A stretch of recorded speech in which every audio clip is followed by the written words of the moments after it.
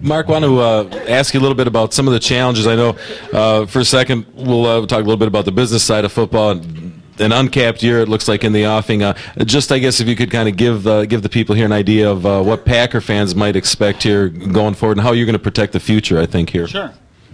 Yeah, in terms of the big issues, the major issues that we're facing, obviously I think the state of the economy has had an impact on the Packers from a business standpoint. We're very fortunate, though, that our games are all sold out. Where we're seeing the impact of it over the last couple of years is in some of our businesses in terms of our pro shop. Sales are off a little. So please, when you're done here, go down to the pro shop.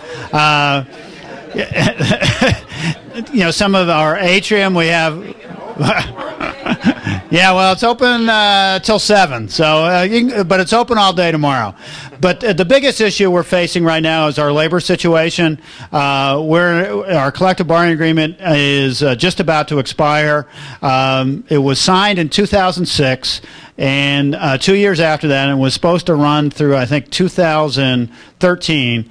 We opted out, and the owners opted out of the collective bargaining agreement. So by opting out, we shortened the contract by 2 years. So now the last year is going to be the 2010 season.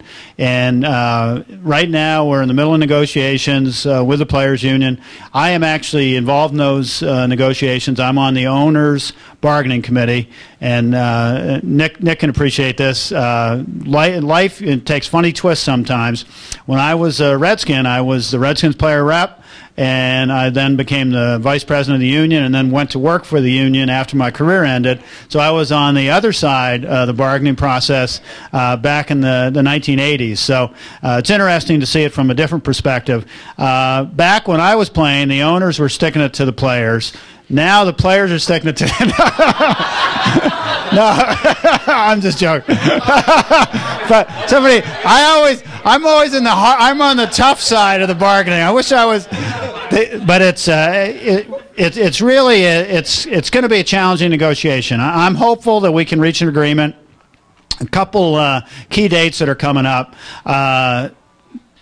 March 1st, 2010 would be the end of the league year for 2009-10 league year. If we don't have an agreement by then, we would go into the next year, and next year would be uncapped. So it would be the first uncapped year that we've had in the NFL since 1992. The league has had a system that's been in place, collectively bargained with the players, basically since 1993, and I think it's been great for the players and the owners. It's made the owners and the players partners.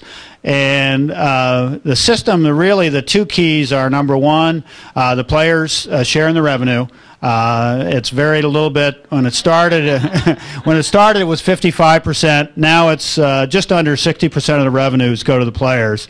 But in return, the players have agreed to a salary cap. And I think that combination, along with the revenue sharing that the owners agree to among themselves, has made the league really thrive. You have great parity, teams, every game's competitive. So we want to keep the system going, but want to make sure it's a system that works for the players and the owners. If we go into an uncapped year, it'll really be uncharted territory. And then if we go through the uncapped year, then March 1st, 2011 would be the end of the agreement. So we're negotiating, and I'm still hopeful that we can reach an agreement. And we'll see. It's still have a lot of time before the contract itself expires, but it's a complicated negotiation, and I'm still hopeful that we can reach an agreement with the players.